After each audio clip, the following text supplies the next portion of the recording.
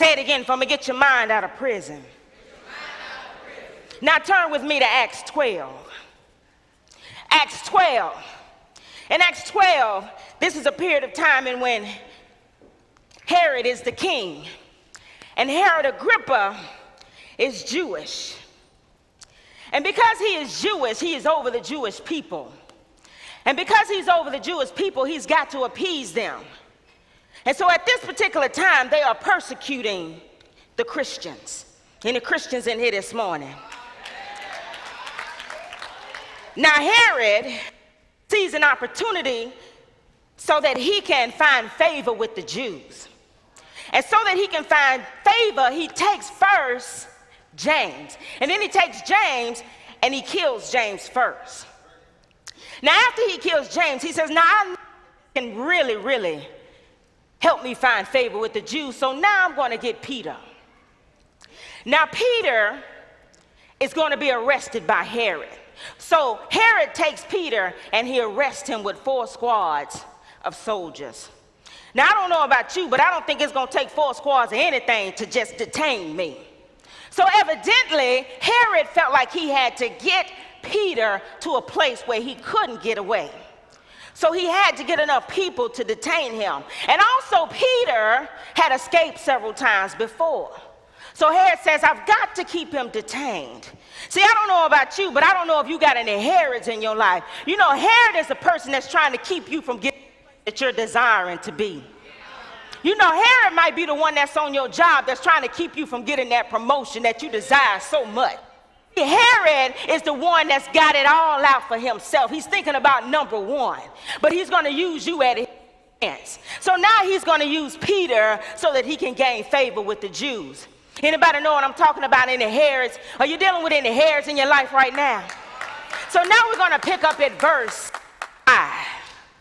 In verse 5, it says, Peter was therefore kept in prison, but constant prayer was offered to God for him by the church. And when Herod was about to bring him out, that night Peter was sleeping, bound with 2 chains between 2 soldiers, and the guards before the prison were keeping the prison. Now behold, an angel of the Lord stood by him, and a light shone in the prison, and he struck Peter on the side and raised him up, saying, Arise quickly, and his chains fell off his hands. Then the angel said to him, Gird yourself and tie on your sandals, and so he did. And he said to him, Put on your garment and follow me. So he went out and followed him, and he did not know that what was done by the angel was real, but thought that he was seeing a vision. When they were past the first and the second guard post, they came to the iron gate that leads to the city, which opened to them of its own accord.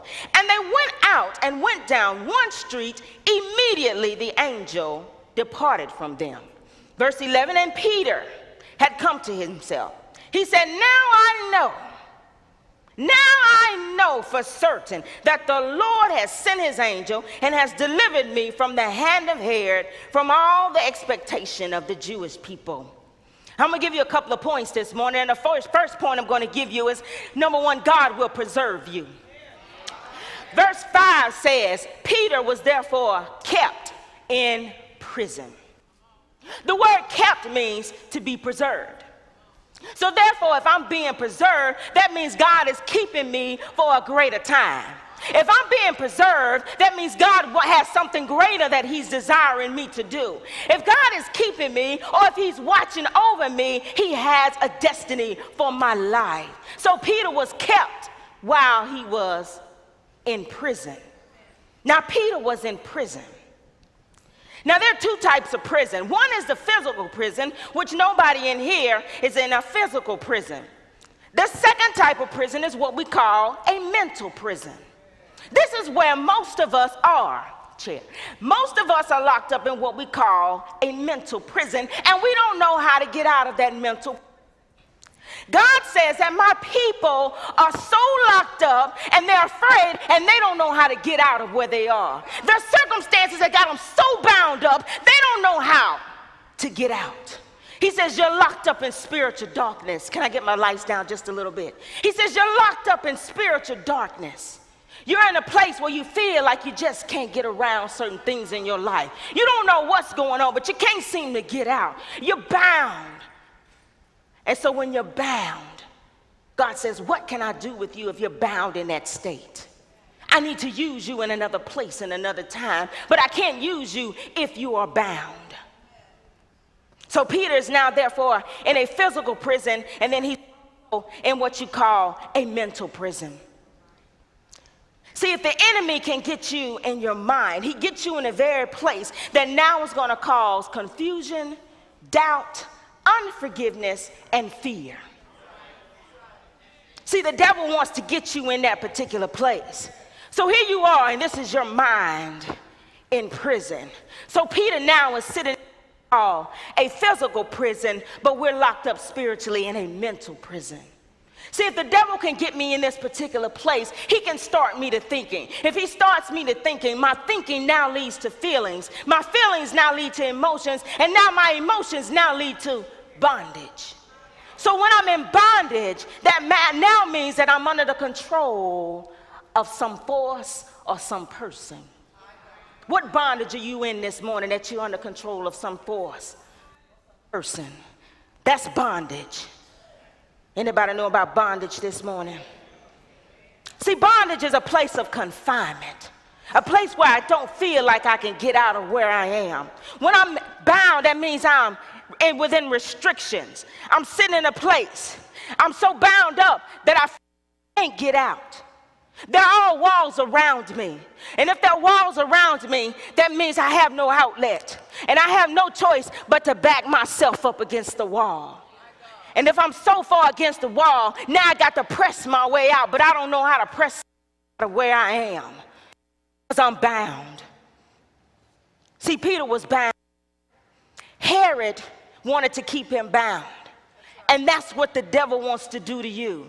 He wants to keep you bound so that you can't get out. See, Peter was a threat to Herod. And if I'm a threat to you, I've got to keep you in a place in which you can't rise to the occasion. So Peter was a threat. See, you're a threat to your enemy and you don't even know it. See, he's got you bound. He's got you locked up and you can't seem to get out.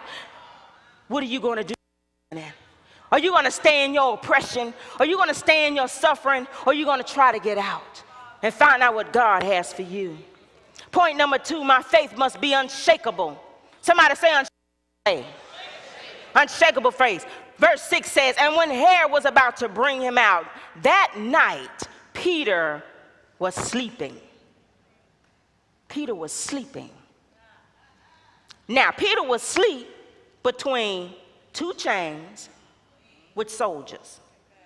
Then he had guards on the outside. Let's get this now. Peter was asleep.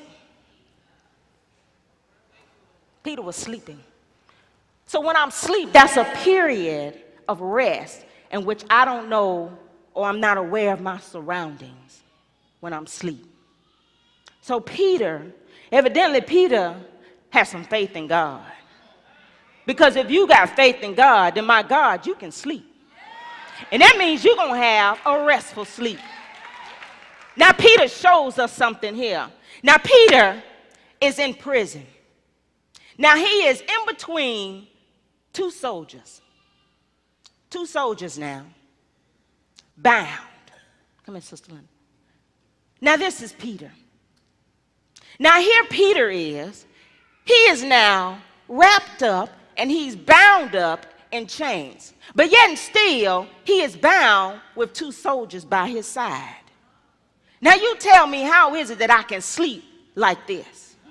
See, I got too many things going on in my life, and I can't sleep when I got things going on in my life because I'm bound, I'm restricted. This is where God says we are right now. We're bound, we're restricted. Let me tell you a little bit about being asleep. When I was 27 years old, I got married. And when I got married, my husband ended up going to prison 6 months after I got married.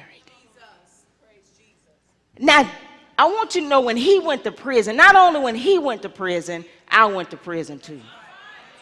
Because see, he was in a physical prison, but now I was caught up in what you call a mental prison. Now what he did at this point, he says, I'm going to put her to sleep. So what he did is he put me to sleep for about 3 years. And in those 3 years, the enemy was beginning to attack my mind.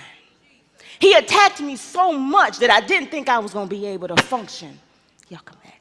Now at this point, he puts me to sleep. Now while I'm sleeping, remember now, Peter has 2 guards on the outside of the cell. So while I'm sleeping, I'm already bound up between 2 soldiers. So not only am I bound between 2 soldiers, I got guards on the outside of my cell. Now the first guard that the devil assigned to me was hurt. This is hurt. I was so hurt. You know, hurt is the affliction that causes me pain. I was hurt. So now, hurt's job, what's a guard's job? His job is to keep me in. The second guard he assigned to me was shame. Jesus. See, I was so ashamed about my husband's situation, I thought I had done something wrong. But I hadn't done nothing wrong.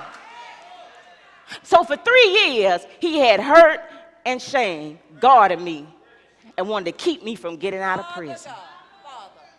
See, I don't know who your God is this morning. See, your God, it could be anything. Dishonesty, lying, stealing, shame, hurt, fear, doubt.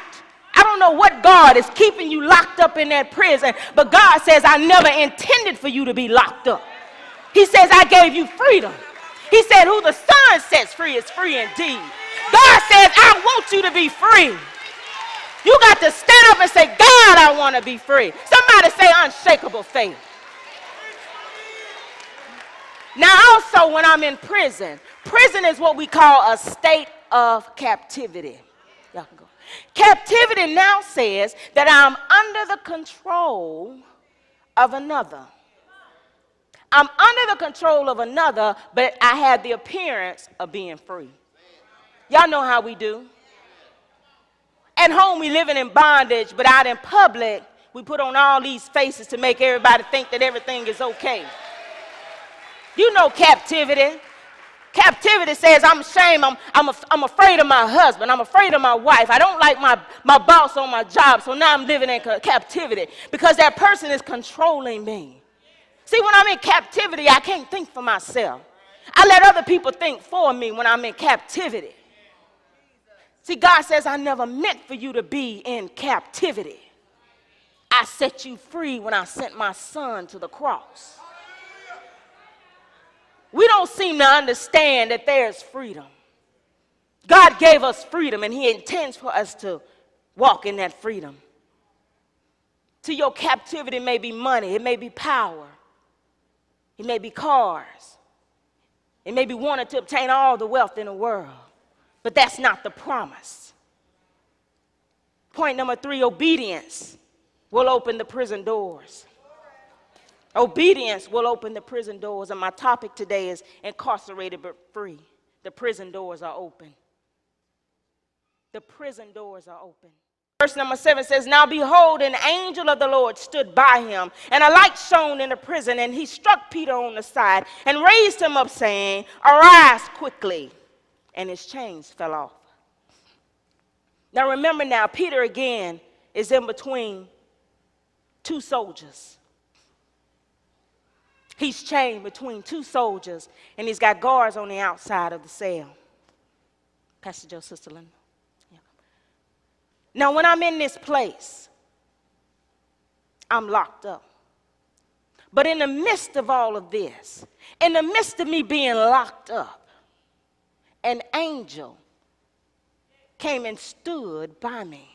Now remember now, I'm stuck between 2 soldiers. But yet and still, you got an angel to come and stand right by me. So that means God is saying to you, it doesn't matter how tight your situation is.